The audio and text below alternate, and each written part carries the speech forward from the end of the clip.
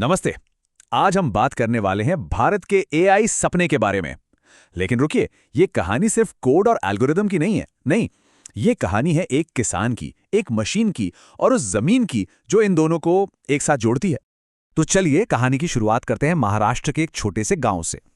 जरा सोचिए, एक किसान है, उसके हाथ में एक पुराना क्रैक्ड स्क्रीन वाला फोन है और वो एक ऐप खोलता है। ये कोई मामूली ऐप नहीं है, ये एआई है। ये उसे बताता है आज बारिश होगी या नहीं, कौन सा बीज बोना सबसे सही रहेगा, और तो और कल बाजार में क्या भाव मिलेगा।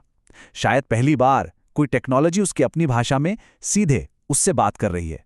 जानते हैं, यही है भारत के एआई सपने का सबसे बड़ा, सबसे खूबसूरत वादा।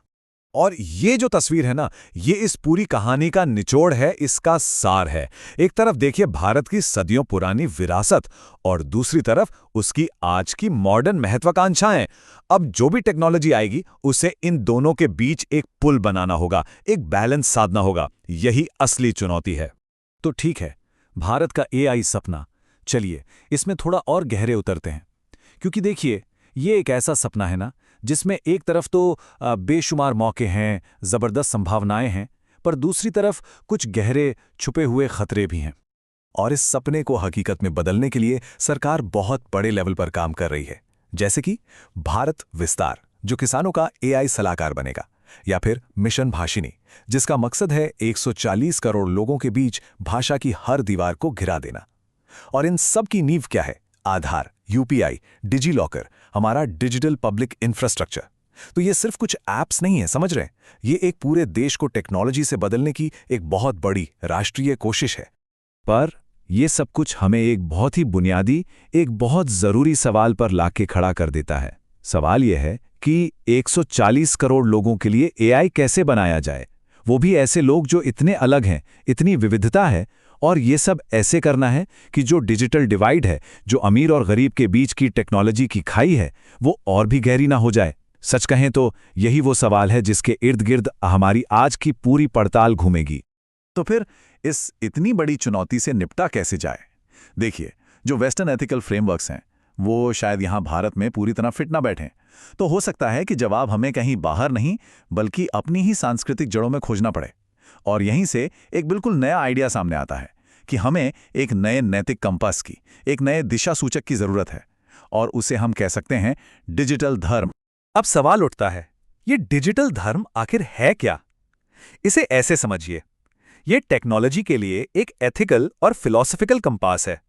ये एआई को सिर्फ एक टूल, एक औजार की तरह नहीं देखता।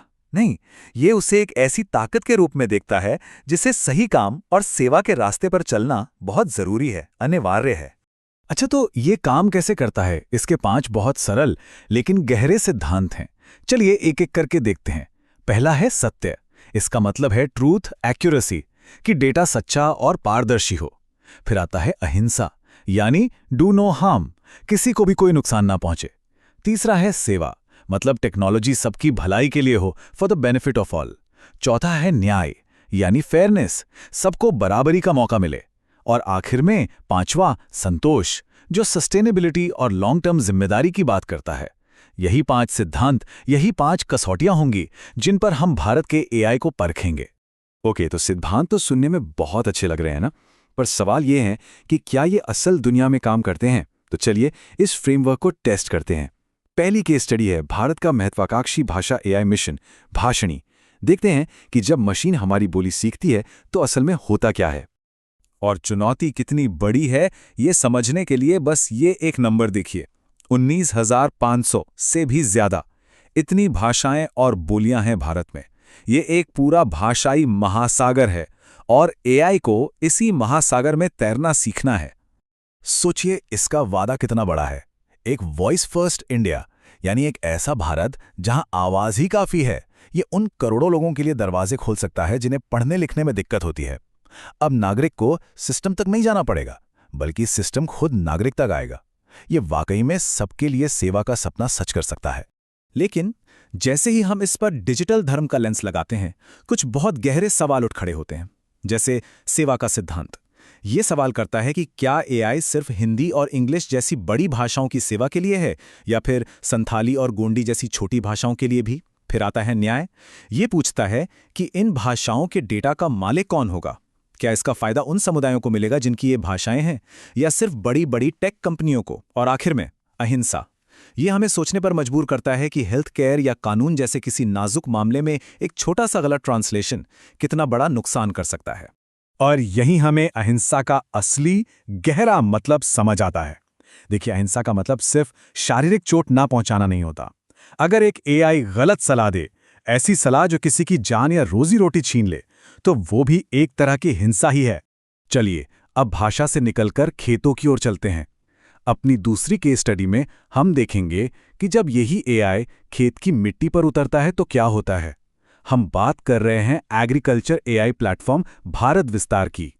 और यहाँ पे जो सबसे बड़ा सवाल है वो ये है कि जब एआई किसान को सलाह दे रहा होता है तो क्या वो सिर्फ डेटा को सुनता है, या फिर वो किसान के उस तजुर्बे को भी सुनता है जो पीढ़ी दर पीढ़ी चला आ रहा है।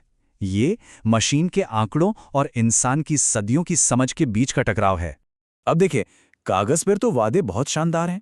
किसानों की पैदावार बढ़ जाएगी, फसलें कीड़ों और मौसम की मार से बचेंगी, यहाँ तक कि आमदनी दोगुनी होने की भी बात है। और ये सारी सलाह किसान को उसकी अपनी भाषा में मिलेगी।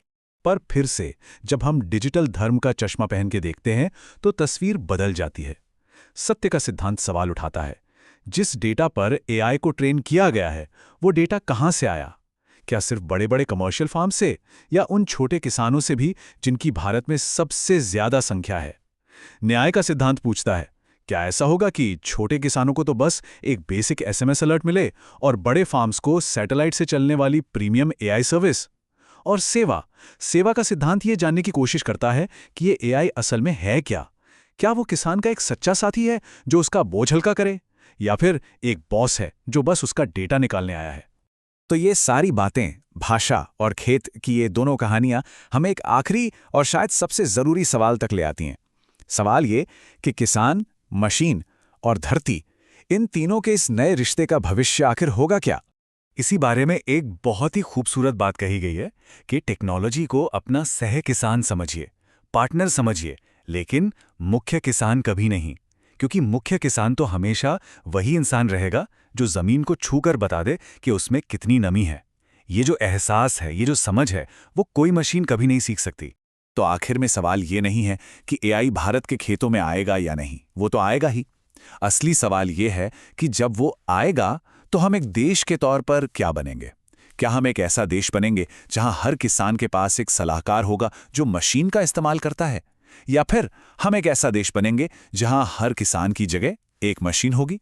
ये चुनाव सिर्फ टेक्नोलॉजी का नहीं है, ये हमारे भविष्य की आत्मा का चुनाव है। और यही वो सबसे बड़ा सवाल है।